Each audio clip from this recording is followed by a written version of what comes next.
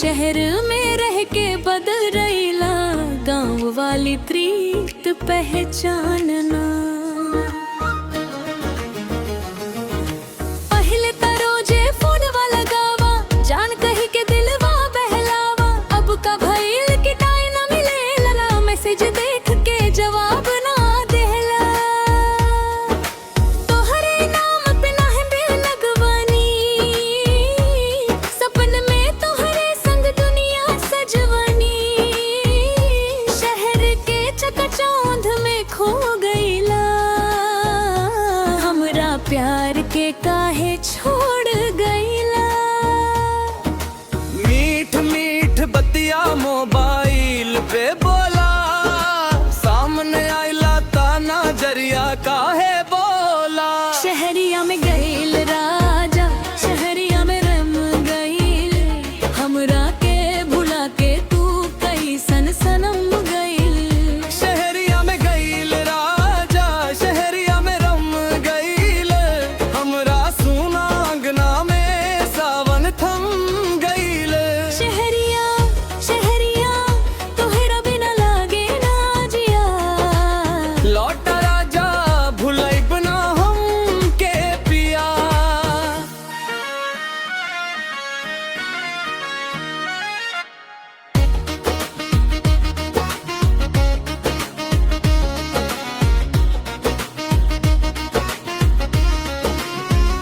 चमकेला शहरिया चमकेला बाजार, बाकिर न मिलेला तोहरा जैसन प्यार। महल बनवले से का फायदा होई, साथ ना रही तो खुशी कहाँ होई।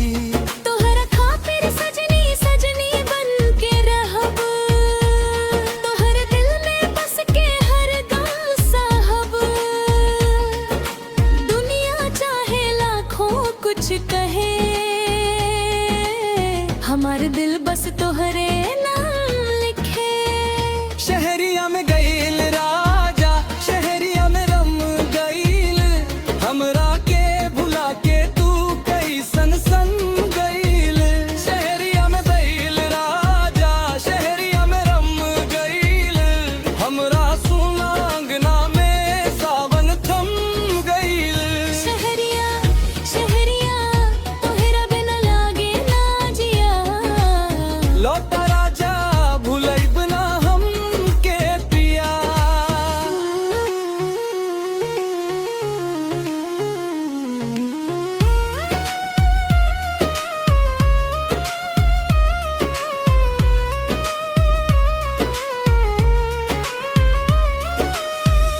आजा ना राजा देर मत करा, सोना पड़ल दिल में बसेरा करा।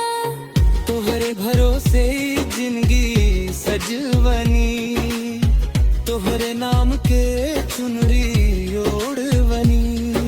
शहरिया से लौट के जब तू आइबा, पहले हमरा से नजर मिलेबा। रूठल दिलवा के हसीब पिया, फिर से सजीब प्यार के दुनिया। तोहरा संग चली के दूर तलक, हाथ ना छूटे चाहे होखे कठिन डगर। शहरिया चाहे रखे हजारों नजारा, हमरा खातिर तू ही हो सहारा। शहरिया में गईल राजा, अब घर हुए रम जा, हमरा टूटल मन के फिर से अपना बना जा। शहरिया में गईल राजा, अब घर हुए रम जा, तोहरे बिना सुना लागे दुनिया के हर सजा। शहरिया शहरिया अब न करो बेवफैया, दिलवा में बस